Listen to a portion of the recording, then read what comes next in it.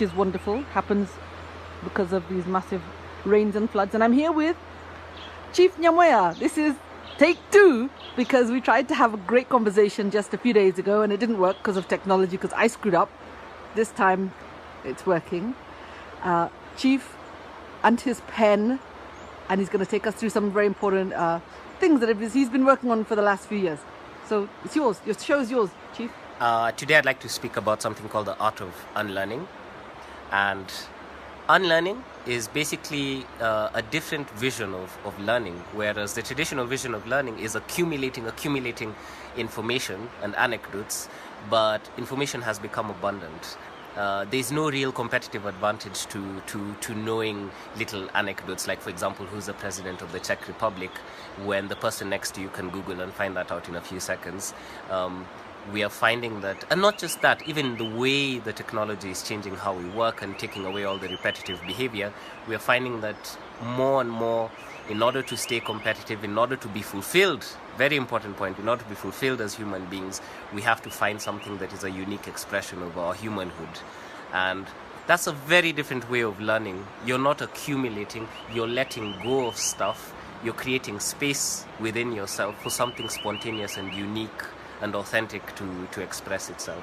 But when you say unlearning, it sounds to me like you're saying everything you learned was wrong, and you need to get rid of all that way of learning, or all the even some of the lessons you have, some of the truths you hold, and let them go and start afresh. Is that what you're saying?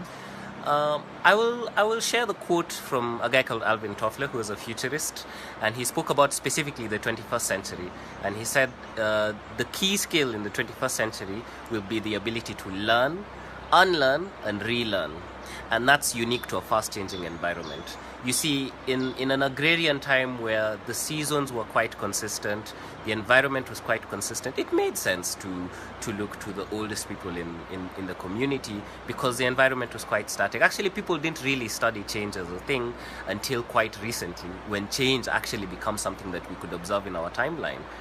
There was a time that your life didn't look very different from your grandfather's life, but now my life looks different from somebody who was born 10 years ago, somebody who was born immersed in. Yeah, very true. If I think about it, my father was among the first educated Africans. His father was a chief. Yeah. You know, and living in the like village. Yeah. How did you get that name, Chief? Actually, everyone. God. I think you get set up sometimes in life. You get given a name which forces you to be you. Your parents named you Chief. Yes, yeah. I mean, in some contexts it's unique, in others it's not. Like if you go to Kisi, you know, it's not that big a Oh, really? deal. So it's But not like those guys on Facebook have these fake titles of ambassador. Yeah. They give themselves things like Prince so-and-so. Yeah. You're saying Chief is actually your real name. It's my real name. That's so hilarious. It's my real name. That's awesome. Yeah. Okay, so you're about to start drawing, Okay. I see. You want to clip a short video, so I'll just give you the short. This is the art of unlearning. So, I have, just like the Buddha had 4 noble truths. The first noble truth is that we are all born with creative potential. And I represent that creative potential in this particular presentation as a plant, as a sunflower. This is Mr. Happy Plant. Mr. Happy Plant, how cute. Mr. Happy Plant. You're basically saying that we all have a creative ability within us. We should all be out there literally drawing for life. And I am saying that creativity is the thing that makes us human. It is a single defining characteristic of being human. So all humans are creative? You are born creative. It's the reason why we pick up language the way they do. Nobody sat you down and say, especially if it's your native language, nobody sat you down and took you through the syntax, the grammar, whatever. You learnt by observing, trial and error, looking at the small mouth noises that human beings were making. And they didn't all make it consistently, but you were able to observe patterns and, express those patterns yourself in your own unique way. But that's just repetition, no? That's not creativity. Well, or maybe it's our ability to articulate our ideas, our own individual ideas. That's the creative side it's of the it. individual idea, because I think, to me, the key difference is that when you copy something, or when you relay a story, you never give the same story that you were given. If you're copying files between two computers, you'll have a high fidelity transfer. Okay. It'll be the same file, it'll be the same music file with no loss. But with a human being, there'll definitely be loss. Even if it's just in their accent, there'll definitely be a transfer. So we each have our own unique way Yes. of articulating and re-communicating what we understand. And nature is a perfect archetype for this. You look at any one of these trees, not a single leaf resembles the other leaf. Not a single one of these trees resembles another one of these trees. This is a very modern idea. I think it has something to do with print culture after the Gutenberg machine, that every A looked like every other A, and the idea of interchangeable parts. And then we try to do the same thing with human beings, that you can have an institution and then you have interchangeable members, like one accountant is just like every other accountant, one lawyer is just like every other lawyer. So we basically produced humans to try and serve Machines. certain purposes. Exactly. Machines. We wanted human machines. And this is the first time in human history that we don't need human machines, which is very dangerous. Politically, that's very dangerous, because we don't treat human beings well when they don't have use. That's true. Yeah. We don't. Yeah. So we are actually at the cusp of, you're saying, a very dangerous moment, because we don't capture or exploit or support, promote human creativity. Yes. It's either very dangerous or very utopian. This can be a golden age of self-expression and love and diversity and something unlike we've ever seen. It can go that way, or it can be a dystopia. It can be a complete Just dystopia. explain that, dystopia. Take even the best well-meaning suggestions like universal basic income. Okay, we can't employ all these people because of the artificial intelligence. Let's just put them all on a wage. Fine, but you've taken away the one bargaining chip that the people always had against power, against the state, which was their labor. If you look at all the social movements, including women's movement, including the civil rights movement, it was always anchored by muscle in labor. Like African Americans refusing to take buses, or women because there were so many in the factory. You have that muscle. When you're just a recipient of the grace of the state, you have no... Oh my God, you have no agency anymore. You have no agency. So creativity, I think it's a matter of life and death, which is... You're heating up. This conversation is warming you up. Yes. Okay, let's go to these universal truths of yours. The first truth is the foundation. I think it's the most important foundation. We can't explore the others without understanding the first one, which is that you have this creative potential. Not every tree will flower. It's the same way as every tree. Not every tree will flower. There are certain conditions which can be put on that tree, such as lack of sunlight, lack of water, fertile soil, nutrients. water. All these things can stop the tree from flowering. But even when the tree is a seedling, the flower is an innate property of that tree. You don't wait until you see a flower to say that seedling has a flower. The flower is inside that seedling. It's just not expressed yet. But with this nurture, the flower will come. So innate in every human being is creativity, like a flower on a tree. It just hasn't yet been expressed for most of us. Yeah, it has to go through this transformation. So we ask the question, why? Why does this creativity not come? And I take it to be three little monsters. The first monster we can call survival anxiety.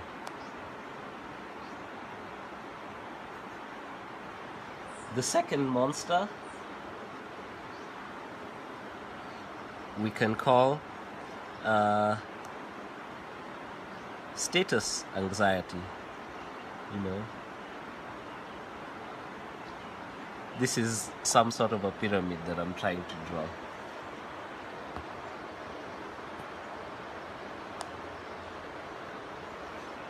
I'll try to be really quick with this. And the third, we can call this BS. BS. BS stands for belief systems. Belief systems, okay. Yeah. So a brief word about all of these. Survival, 9 out of 10 times. 9 out of 10 times when somebody tells you that they can't be creative, it has something to do with, I have to earn a living, I don't have time for painting, I don't have time for dancing, I don't have time for music, etc., etc. I have this rule, it doesn't allow that, whatever. So 9 out of 10 times, the biggest excuse which we offer ourselves for not expressing that potential is survival, that we have something else that's much more important that we have to do, that is about grown-up business. This is, grown-up business, we need to survive. And painting is what the children do.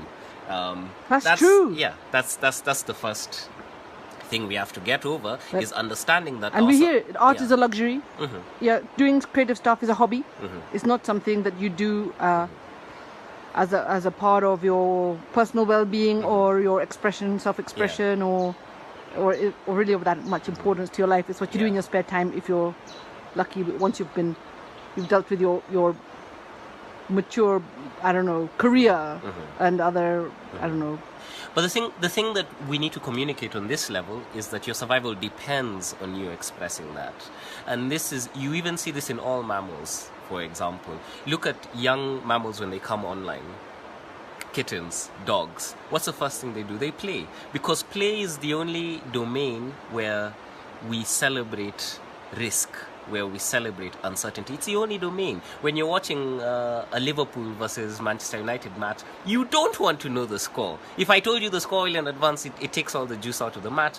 Play is the only place where we celebrate, we seek out uncertainty, and that's the sort of mind frame we want to be in going into the 21st century.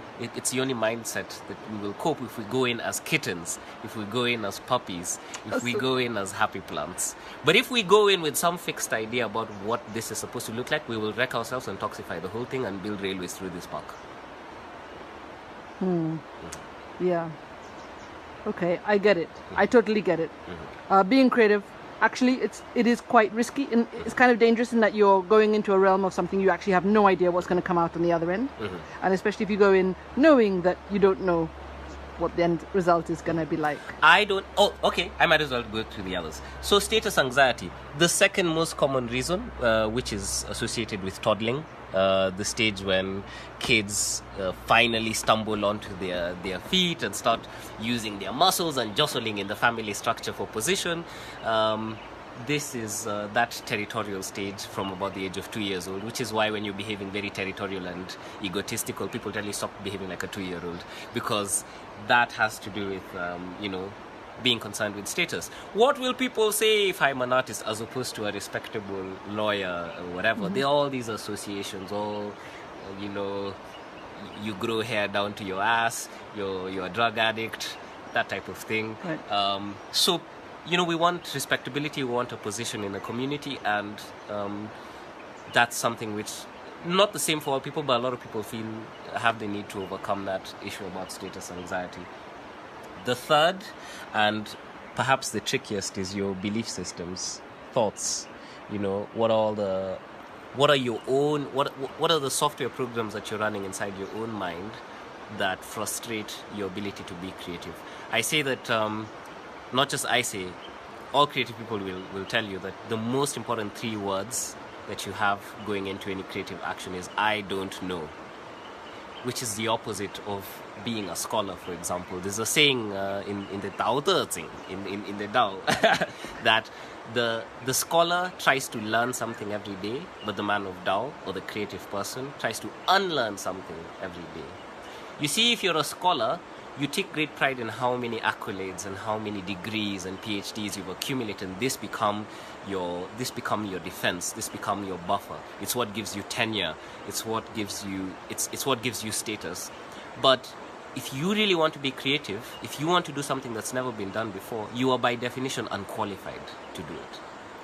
And that unqualification, that not knowing, becomes the most important asset in being able to move into these new spaces. How many times have you been in a really fluid conversation where you were really flowing on a first date with someone, and you weren't planning in advance what you were going to say, or you were making an internet video, right, and you didn't think in advance what you were going to say, and it just flowed, what you needed to say was unified with the environment, and it all just fed in. That is That Right, is, that's the and magic, it makes huh? us feel better. It makes us feel like we're really connecting with somebody as opposed to just reading a script. Wow. So, a lot to think about. A lot to think about. And especially somebody like me has wasted, then I feel like I've wasted all those years in No, university. they're creative Oh my professors. God. There are lots of creative professors. It's more of an attitude. These things Okay. are just a byproduct of leading a productive Okay. life. But it's like if you're an artist, you're going to accumulate a lot of work. You know, if Jimi Hendrix was alive, he'd probably still be making music, but nothing like the music which people associate with him now. Right. You know, it would be evolving. So, every day I need to get up and say, I don't know. I don't know. Okay. Thank you, Chief. It's been an amazing conversation. One other thing. My book, The Art of Unlearning. This great. heavy thing. I'll be launching the Kickstarter on the 8th of August. You can see. Open it up. We want to see. Oh, okay. Let me open. You see here. We must be honest. This global transformation wouldn't be without great upheaval. This is your original artwork, This is hand drawn. This is the manuscript. What kind of artwork do you call this? It's This is dry brush technique. This is phenomenal. Look at Yeah. that! Wow, unbelievable. Yeah. And it's Beautiful, it's inspired beautiful by artwork. Kenya. It's inspired by our landscape. If you've climbed Mount Kenya, you'll recognize a lot of this. If you've been in Naivasha. Wait, I want to see that lizard. Show me that lizard. Oh, Belly the hungry reptile. Look at that. So, Yeah, so it talks- it goes I can into- get this book. I'll be able to order it from August 8th. From August 8th, we start the Kickstarter to be able to print